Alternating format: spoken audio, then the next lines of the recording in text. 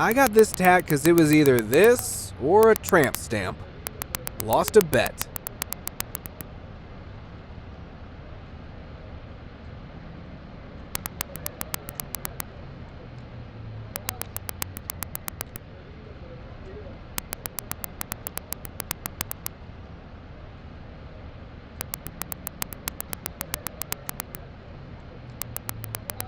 Man, this is weirdly relaxing.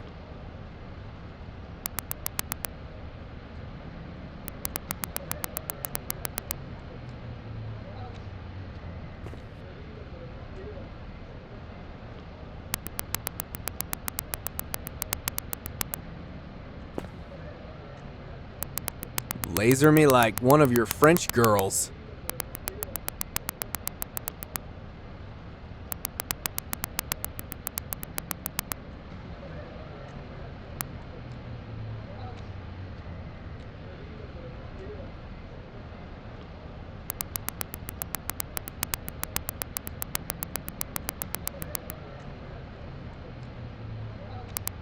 I bet you've seen some wild ink in your time.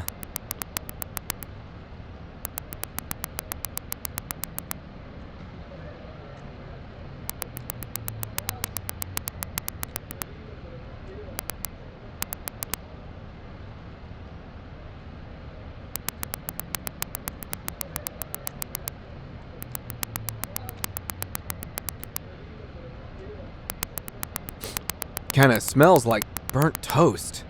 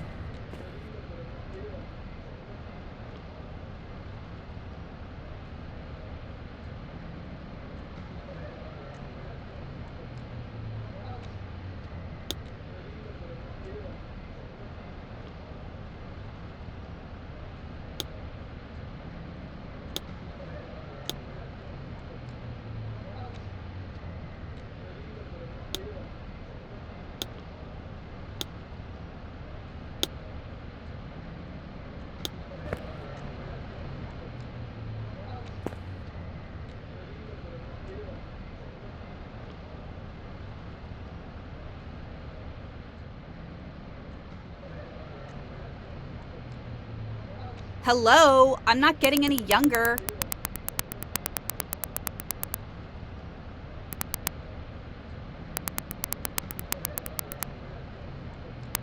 I got it on a cruise. Huge mistake.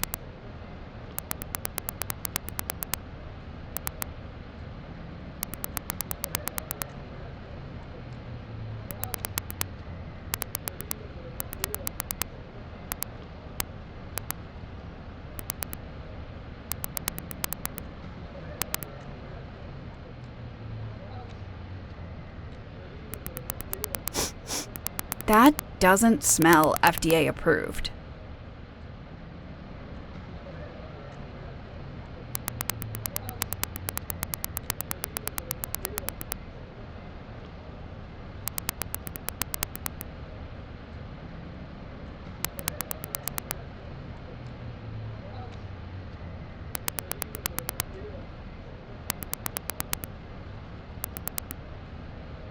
You didn't ruin everything. I'll give you that.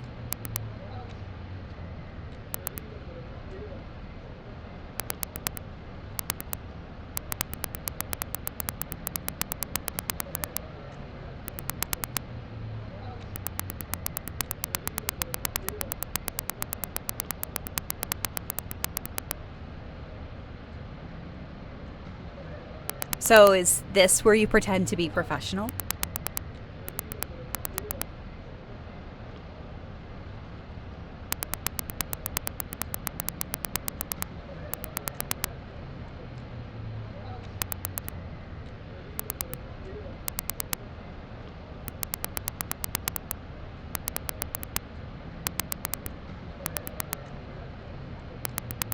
Finally, some competency.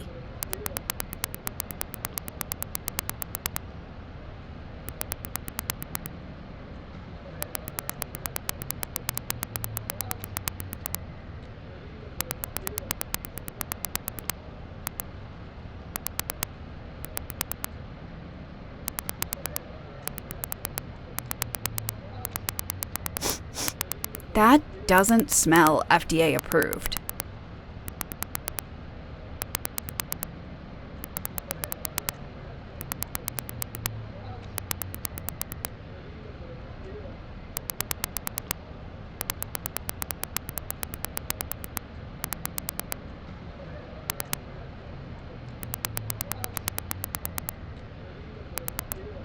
You didn't ruin everything. I'll give you that.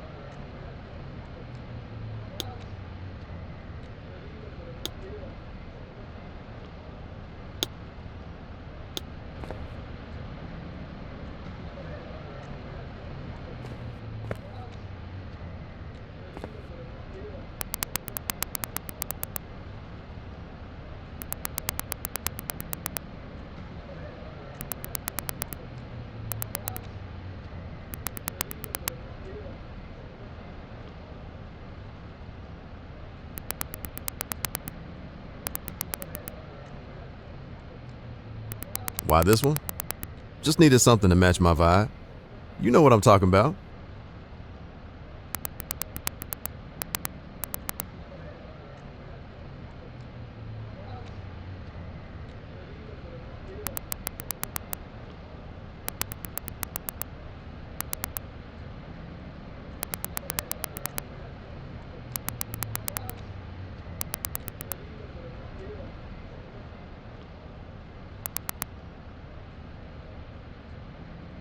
Man, this is low-key wild.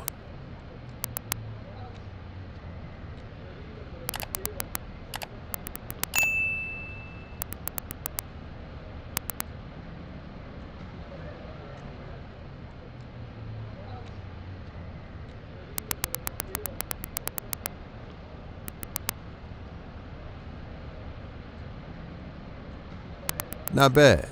Not bad at all.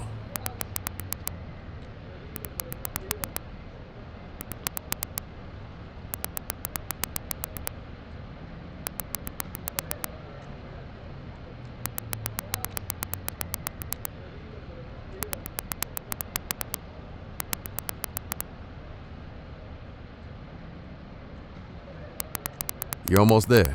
Keep it up.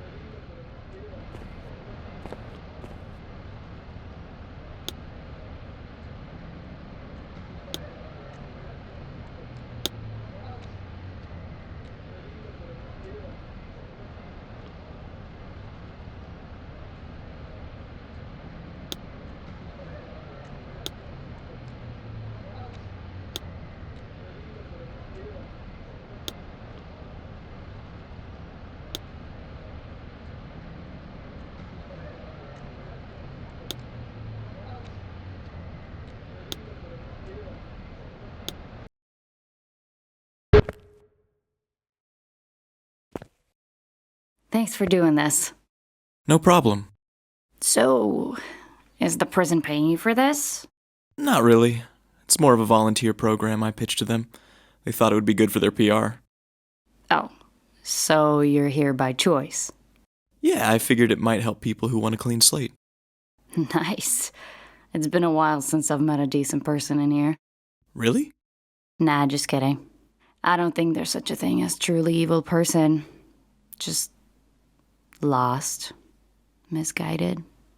Or unloved? Yeah, that's probably the most common. So what's the deal with this prison? Well, it's mixed, but men and women are in separate wings. Why's that? It's supposed to help with rehabilitation, but they still don't want us too close, you know? Keeps things controlled. Makes sense. But we cross paths sometimes. It's not like we're living in the bubble. Anyway, is this gonna hurt? How bad did it hurt when you got it? Pretty bad. Then multiply that by 4, maybe 5. Now I regret asking.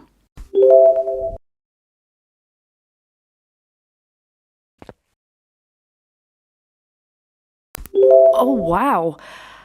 I thought I was good with pain, but this is a new level. Can I talk while you're doing this, like to distract myself? Go for it. All right. So, I want these gone because I'm planning to work with kids. As a swimming instructor. Can't exactly wear a swimsuit looking like this. Kids? In here? No. After I'm released. That makes more sense. This is an unusual prison, but no kids and no swimming pools. You like swimming? I love it. We had a pond at my foster parents' ranch, and I used to spend hours in the water. It was the only place I felt completely free.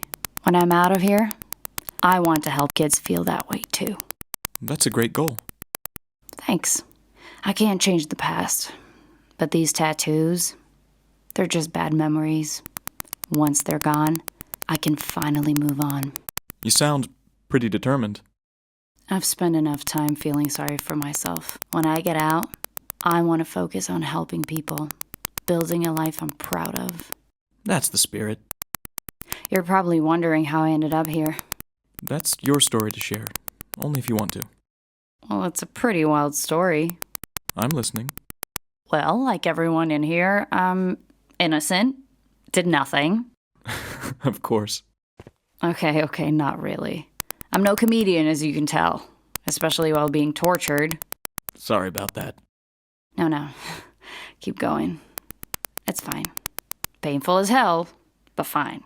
All right. So, I used to bartend at this little place out in the middle of nowhere.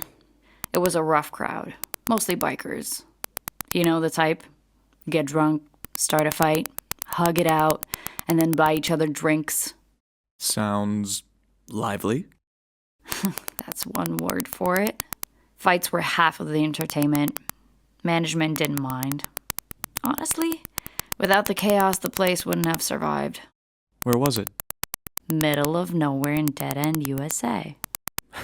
Good one. One night, this guy comes in with a couple of friends, celebrating something. He wasn't like the usual crowd, Clean cut, confident, and just different. Sounds like trouble. Oh, big trouble. But I didn't know that at the time. He left me a big tip and disappeared. For a whole month, I kept hoping he would come back. Did he? Eventually. And this time, I got brave, or stupid, depending on how you see it, and asked for his number. Bold move. Bold? Yeah.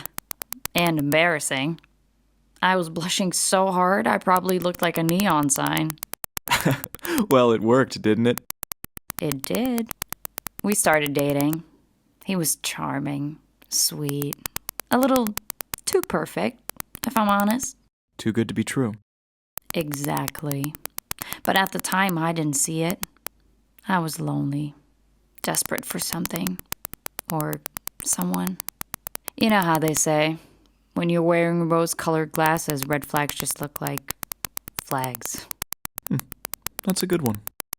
Yeah, Well, I should have paid attention. He would always say, "You don't need anyone but me." At the time, I thought, that's so sweet. Now, I realize he was just cutting me off from everyone who might have told me I was making a mistake. That's pretty messed up. He always knew just what to say to make me feel special. But there were little moments when I wondered if he was just saying what I wanted to hear. He invited me to his place after a couple of months. And? And wow, his house was incredible. Like fancy? Way beyond fancy. He had 7 vintage motorcycles in his living room. 7! Who even does that? Sounds more like a museum than a house. Exactly. One of them was a 1969 Electra Glide that used to belong to Marlon Brando. Okay, that's pretty badass. It was. But it didn't feel like a home. It felt calculated. Like everything about him. So when did things go south? Not right away. He asked me to join him and some friends for a job. Let me guess. Something illegal. He wanted me to help them rob a jewelry store. And you said no. At first.